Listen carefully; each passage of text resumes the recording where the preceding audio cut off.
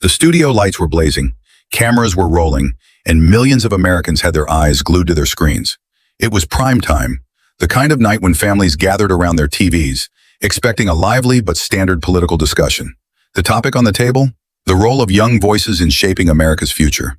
On one side sat Congresswoman Jasmine Crockett, a bold, vocal leader known for her fierce presence in the political arena. On the other side was Karoline Leavitt, a rising star in conservative media and one of the youngest political commentators on the national stage.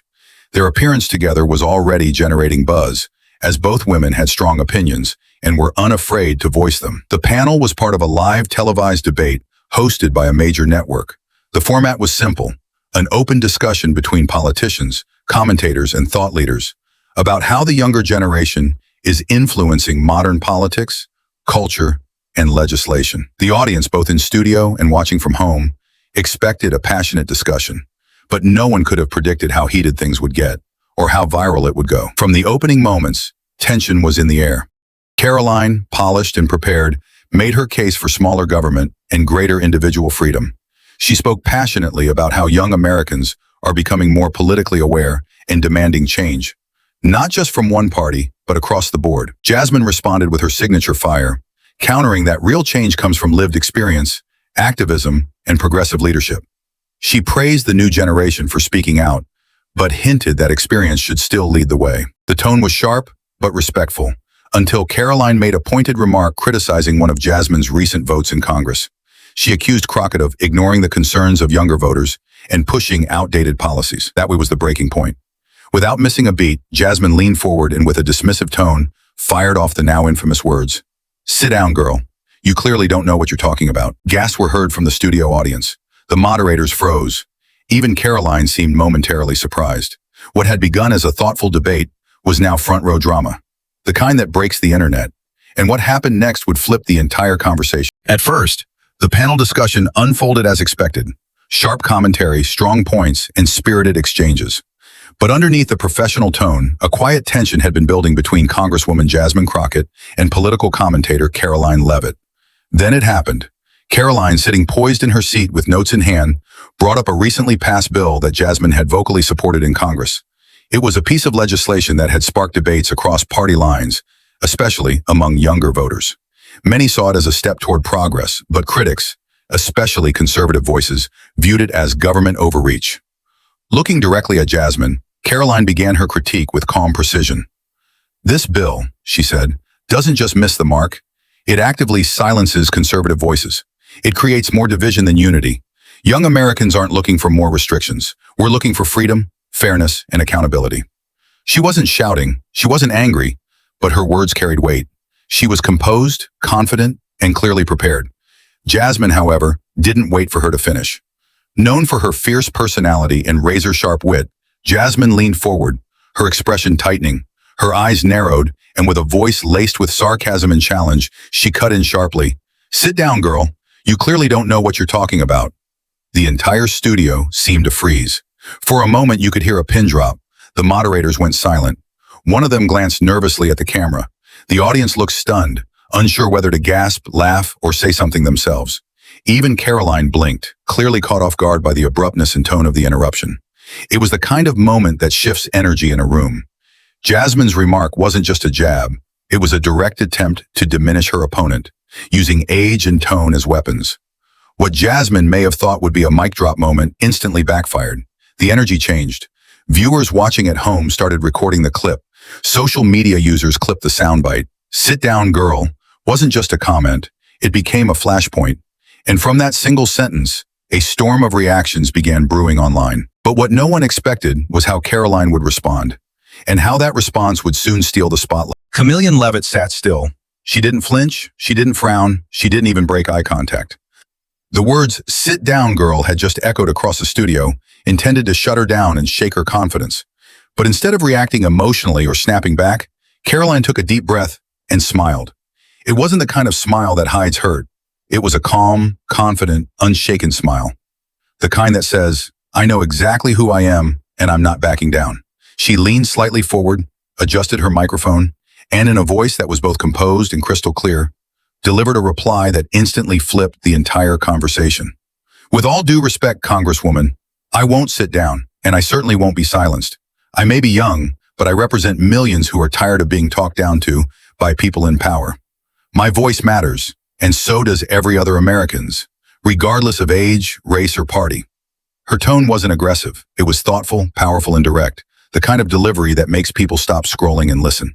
And they did. The studio audience, which had been awkwardly silent just moments earlier, suddenly came alive. Applause erupted from every corner of the set. Some people even stood up.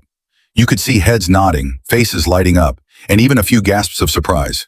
Not from the insult, but from the strength of Karoline's response.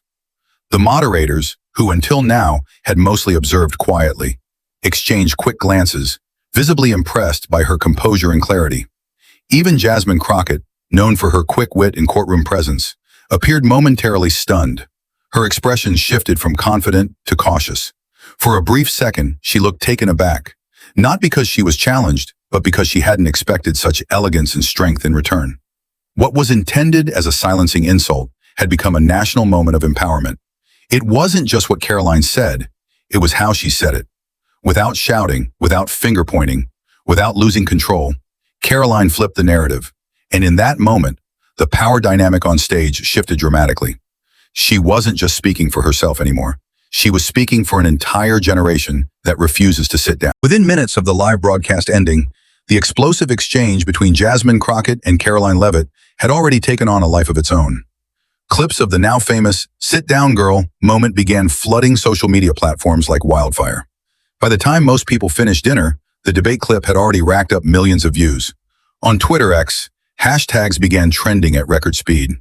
Hashtag "sit down girl" hit the top spot in under an hour. Hashtag Karoline Clapback followed closely behind. Users across the political spectrum jumped into the conversation.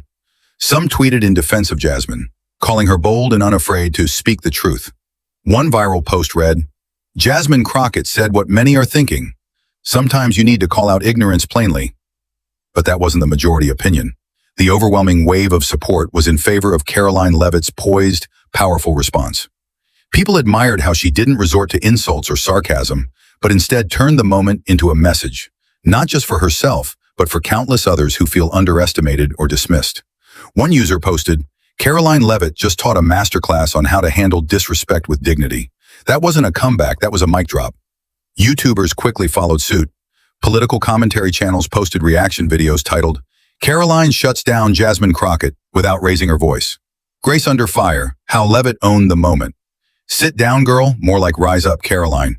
TikTok creators reenacted the exchange, influencers broke it down frame by frame, and even late-night talk shows began teasing clips for their next episodes. What happened on that debate stage wasn't just a viral internet moment or a clash of political personalities. It became something much bigger, a national reflection point. Viewers across the country weren't just talking about who won the exchange. They were asking deeper, more important questions. Are we too quick to dismiss people because of their age, gender, or background? Is civil discourse even possible anymore in American politics? And in today's polarized environment, what does real leadership actually look like? The conversation spilled out of living rooms and into classrooms, newsrooms, community centers, and even Congress. Political analysts on both the left and the right weighed in.